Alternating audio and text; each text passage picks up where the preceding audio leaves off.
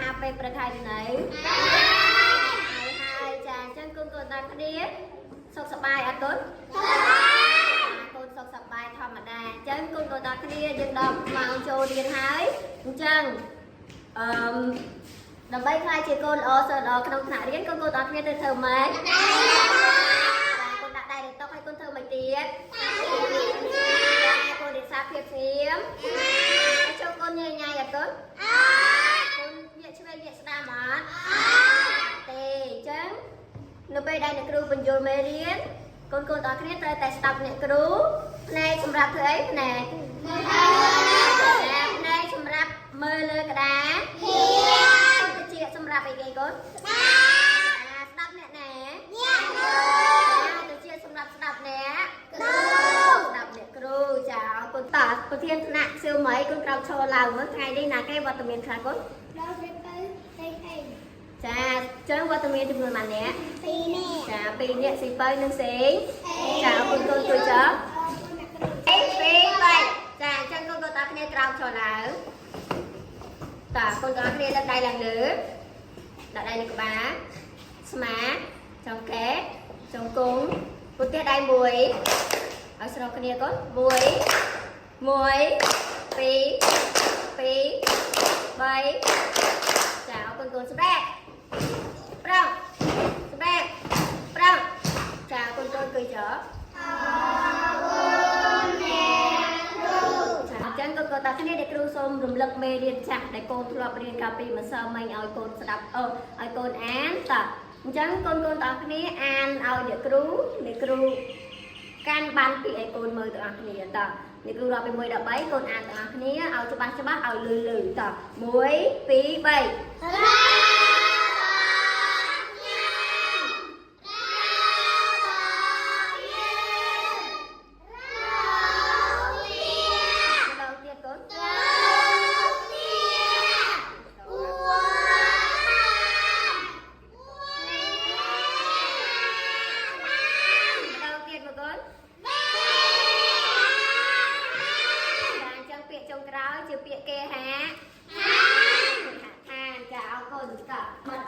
ជើងនៅលើក្តារខៀនដែលទាក់ទងនឹងមេរៀនយើងថ្ងៃនេះចាអរគុណ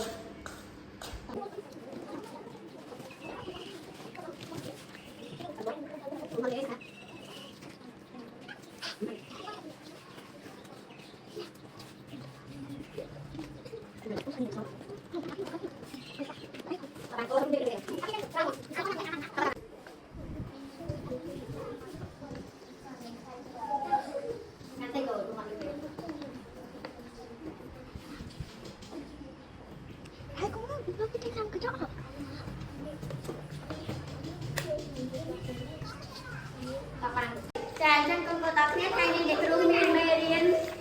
ថ្មីមួយដែលមកបរៀនកូនគឺជាភេទអំណាចមេរៀនទី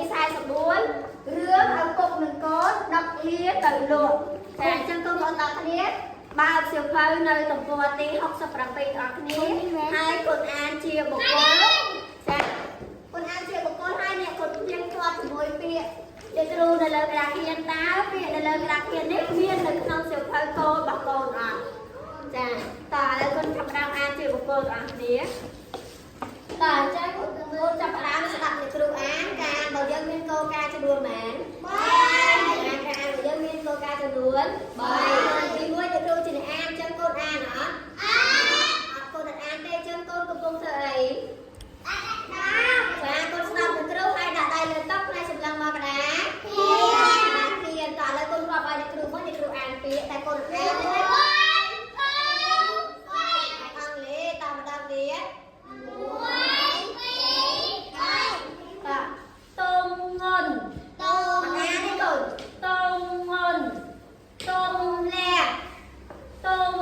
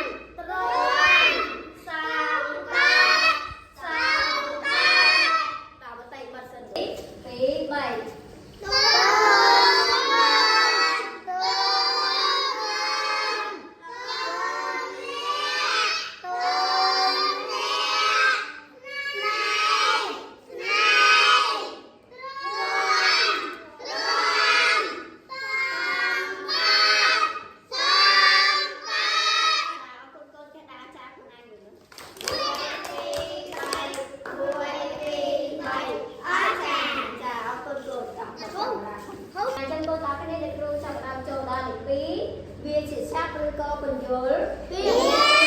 để kêu ai để cô phí này phí không cho cô này chắc này viên này thả bờ đắp sầm rạp sấy đòn sấy đường sấy ụ tiền hó phù lý dòng này sấy trôi ụ tiền hó phù lý dòng này sấy trôi dạ đóแล้วcon an việc này đi với được từ một cuối đi bay này đầu tiên là lư lư một con này đầu tiên này dạ chơi được từ số con ta con tập kia đại hơn từ một con vô này sai từ bát đây chắc con ai ông coi được từ ba là con ta tập kia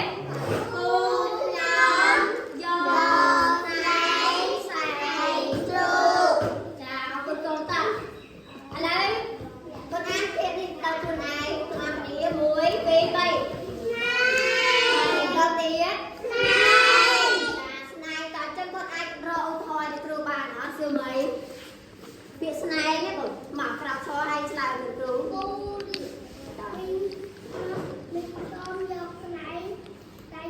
chà mình nhóm dọc này sấy trai là con lại cái đợt được hết nha chà phục nhóm dọc này sấy chào con tôi chở chà chân con tập này dân cho mà bịa này đối chân cái kêu miên bịa mùi cứ bịa để con chậm một ăn nhé bịa con mới một đại này tóc hai con mơ vào được rồi mơ lần là gì bịa cái con bịa cái là bịa bổ ra chân bịa bổ ra ngày đôi được bịa ngày đôi cột ngày đôi được bịa bắt đầu chân cái đôi xóa xe bịa bắt đầu nè, chân phía bồ rác, đây đôi chân phía bro, mà con ăn phía đây ngay để rủ một tầm muối, phía vậy.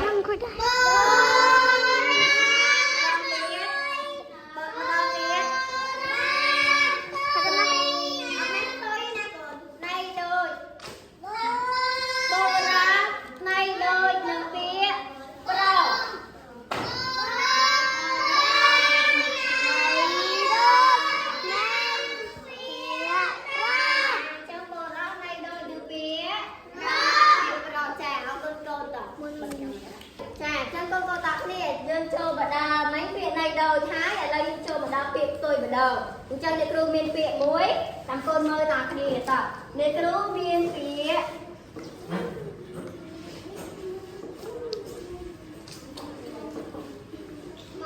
phía kề con để kêu miên phía chắc mấy tôi được phía kề chắc mấy tôi được phía chắc tỏ con phía chào để kêu bữa phía chắc ăn bên ở soi kề lại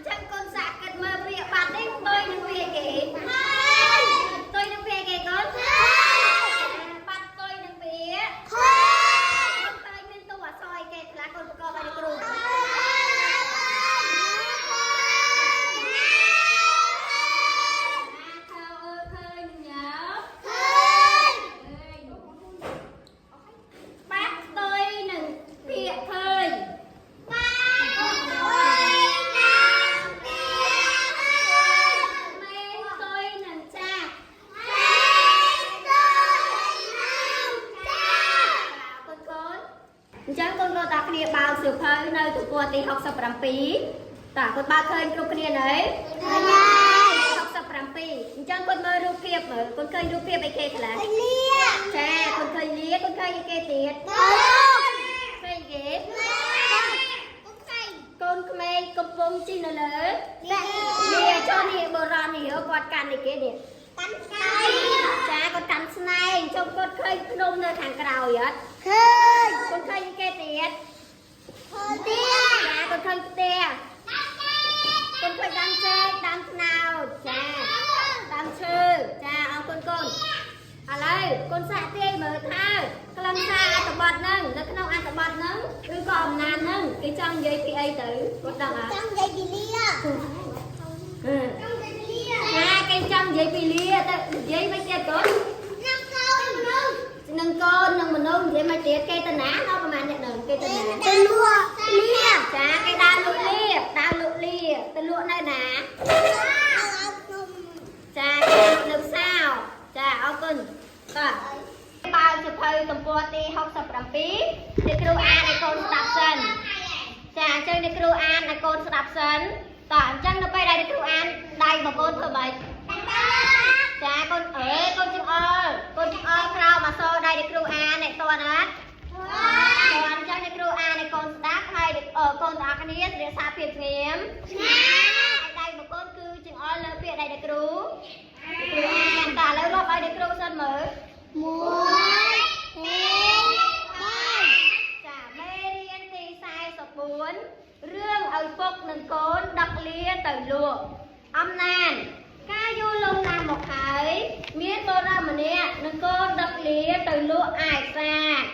từ đó phù muối lư cây thá miên lia mình chỉ bay từ chị bay chia đặc từ vinh ở phục có áo cổ chỉ hái có chỉ để đài tới ban bình tĩnh có lư cái tha luôn cha hái mình chiếc bài chỉ áo cồn chiếc từ bình ở phố có láng chỉ lia hái áo cốt đảo bình đảo bàn bình tĩnh có lư ta chắc mình nè để dạy tha còn nơi mấy mình áo chiếc bài chỉ luôn chắc chỉ lia từ bình ở phố nâng cơm có láng chỉ lia từ bình nè nè sắp khơi cò thà liều muối chỉ khía vì nè khơi ảo lía đau muốn chẳng đuôi chẳng phi nè còn ngọc nè xài lía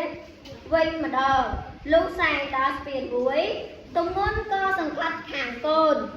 trò mình bán co tùm lẹ này cháu lía có lẹ rồi bía trong nông tức bạc từ chả chọc đấy mê riêng mê sai sập buồn rương ăn bốc nâng côn đặc lia từ lúa âm nan ca du lông nam một hải miên bô ra mà nè nâng côn đặc lia từ lúa ai xa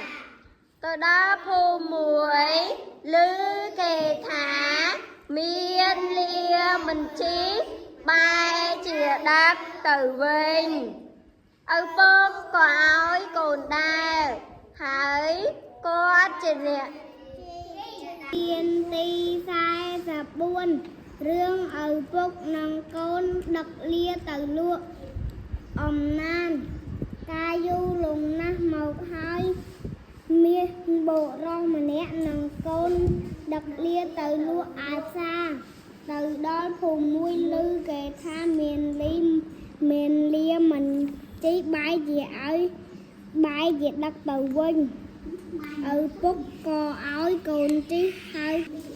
chà áo con chắc con tập bị con bàn ăn tập bọt đi rồi hái cha được lưu ở con để lưu xung đôi chùm lại mà con này con tiền chút tiền đừng đồ việc mà nhớ chăng cây tha cà phê du lùng nằm hái miên bờ rót nâng con mà nè cha con mà nè con nằm ở bậc con nằm con tần nè cha tao lụa liên này nè con nó xa cha tao lụa liên đây ấy xa có tọt màu đó cô muôi miên ở đó cô muôi như cái tha miên lía quạt គាត់ដើរទៅដល់ពេលមានលៀអត់ចេះជីអញ្ចឹងគាត់ឲ្យកូនជីឲ្យកូនជីដល់ពេលគាត់មិនដើរគាត់ដើរដល់ពេលដើរស្រាប់ទៅដល់ភូមិមួយទៀតអ្នកភូមិហ្នឹងគាត់និយាយថាម៉េចថាមានលៀជីឲ្យកូនជីខ្លួនឯងជីចាស់ឲ្យជីគាត់ថាម៉េចចាគាត់ថាចេមានលៀចាលាមានជីហើយប៉ុន្តែបែរជាឲ្យកូនដែលក្មេងនេះជីខ្លួនឯងជាចាស់អត់ជីត្រូវអត់ចាអញ្ចឹងដល់ពេលបន្ទាប់មកឪពុកហ្នឹងគឺគាត់ឡើងជីលាដល់ពេលកូនជាអ្នកដើរវិញម្ដងបន្ទាប់មកជីលាហ្នឹងជីទៅដល់ភូមិមួយទៀតស្រាប់តែគេនិយាយម៉េចតាចាស់គាត់ថាម៉េចឲ្យកូនចាមនុស្សចាស់ជី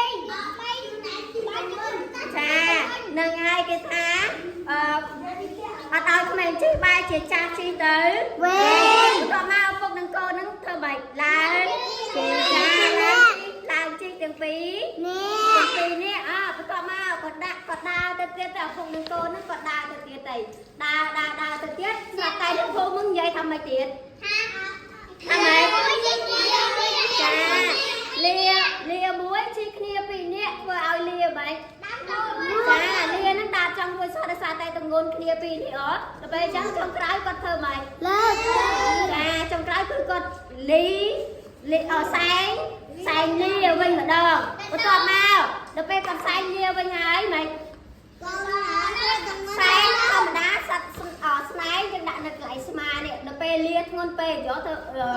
កូននឹងម៉េចធ្លាក់ចុះចាកូននឹងធ្លាក់ទៅដល់កូនហ្នឹងដល់ពេលកូនហ្នឹងគាត់ធ្លាក់ចុះដល់ពេលចុងក្រោយម៉េចលាហ្នឹងធ្លាក់ចូលក្នុងទឹកចាអញ្ចឹងរឿងហ្នឹងមានតែប៉ុណ្ណឹងចាអរគុណយើងចូលមកដល់សំណួរអញ្ចឹងពួកគាត់ទាំងគ្នាចាំឆ្លើយកូនស្ដាប់ហើយត្រៀមឆ្លើយសំណួរជាមួយអ្នកគ្រូតាសំណួរទី1តើឪពុកនិងកូនដឹកលាទៅណាឪពុកនិងកូនដឹកលាទៅលក់នៅតាសំណួរទី2តើឪពុកនិងកូនធ្វើដូចម្ដេចពេលឮអ្នកស្រុកនិយាយគាត់ជីចាជីទាំងដំបូងគាត់ជីឲ្យកូនជីដល់ពេលគាត់ដើរបន្ទាប់មកម៉េចដាក់កូនមួយទៀតឲ្យគាត់និយាយជីបន្តឪពុកជាអ្នកជីម្ដងកូនជាអ្នកដើរម្ដងដល់ពេលដើរទៅដល់ភូមិមួយទៀតគឺថាមានលាជាជីអញ្ចឹងគាត់ឡើងជីទាំងពីរដល់ពេលទៅដល់ភូមិមួយទៀតអ្នកភូមិថាសេះតែលាទៅមួយតែជីដាក់គ្នាពីរនាក់ដល់ពេលចុងក្រោយម៉េចដែរចាលីសែងសែងលាវិញម្ដងដល់ពេលទៅដល់ភូមិមួយទៀតមិនដែរគេថាមិនបានសែងមិនបានស្នែងមិនបានសែងលាអញ្ចឹងចុងក្រោយមិនធ្ងន់ពេកកូនគាត់ធ្ងន់ពេកធ្លាក់ចុះចាធ្លាក់ចោលលាធ្លាក់ទៅណាលាធ្លាក់ចូលក្នុងតាសំណួរទី3តើឪពុកនិងកូនធ្វើដូចម្ដេចពេលឮតាចាស់និយាយឡើងជីទាំងពីរចាឡើងជីទាំងពីរនេះតើសំណួរទី4ហេតុអ្វីបានជាឪពុកនិងកូននាំគ្នាសែងលាហេតុអីចាដោយសារតែអ្នកភូមិគាត់និយាយថាម៉េចលាមួយជីពីរនាក់ចាដោយសារតែលាមួយជីពីរនាក់កាលណាបើជីពីរនាក់លានឹងមិនដែរអស់កម្លាំងធ្ងន់ពេកចាដោយសារតែធ្ងន់ពេកអញ្ចឹងលាមួយជីគ្នាពីរនាក់ទៅគាត់ទៅពីរសែងលានឹងតោះណាតាអញ្ចឹងមេរៀនរបស់យើងក្នុងថ្ងៃទី1ចប់ហើយអញ្ចឹងកិច្ចការទៀតចាអ្នកគ្រូដាក់កិច្ចការទៀតឲ្យកូនអញ្ចឹងពេលទៅដល់ផ្ទះកូនកុំភ្លេចធ្វើកិច្ចការទៀតឲ្យអ្នកគ្រូគឺកូនរកពាក្យផ្ទុយតើណាចាកូនរកពាក្យផ្ទុយពាក្យអីក៏បានឧទាហរណ៍ថាពាក្យមេដាផ្ទុយនឹងអីគេមេដាកូនផ្ទុយនឹងអីគេមេដាផ្ទុយកូនរកពាក្យផ្ទុយពាក្យអីគេតើពីមេដាអីគេបីដាចូលកូនរកពាក្យផ្ទុយទៀតមកពាក្យធំផ្ទុយនឹងអីគេចាធំផ្ទុយនឹងទូចចុះវែងផ្ទុយនឹងខ្លីចាវែងផ្ទុយនឹងខ្លីចុះសផ្ទុយនឹងអីចាសផ្ទុយនឹងម៉ែចាអញ្ចឹងពេលទៅដល់ផ្ទះកូនកុំភ្លេចធ្វើកិ ចេញការទេឲ្យអ្នកគ្រូកូនរកពាក្យផ្ទុយឲ្យអ្នកគ្រូកូនរកបានប្រមាណកូនសរសេរប៉ុណ្ណឹងតោះណាកូនចាអរគុណកូនចាបន្ថៃបន្ថែមចឹងកូនតាគ្នាមុនកូនទៅផ្ទះពេលទៅដល់ផ្ទះកូនធ្វើម៉េចចំពោះពុកម៉ែបងកូនទៅដល់ផ្ទះកូនជម្រាបសួរពុកម៉ែពេលកូនឃើញតាយាយក៏កូនជម្រាបសួរដែរហើយពេលកូនជិះទៅចេញពីសាលានេះកូនជិះខាងណាដែរខាងស្ដាំចាកូនជិះខាងស្ដាំខាងស្ដាំដែរហើយមុននឹងញ៉ាំបាយកូនលាងដៃមួយគេសាប៊ូចាមុននឹងញ៉ាំបាយកូនលាងដៃជាមួយនឹងសាប៊ូចាអរគុណតាឥឡូវមុនទៅផ្ទះកូនធ្វើម៉េចអីទេ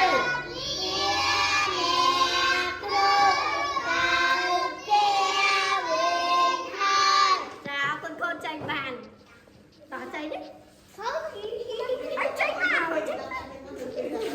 អើគ្រូបានពេញណាស់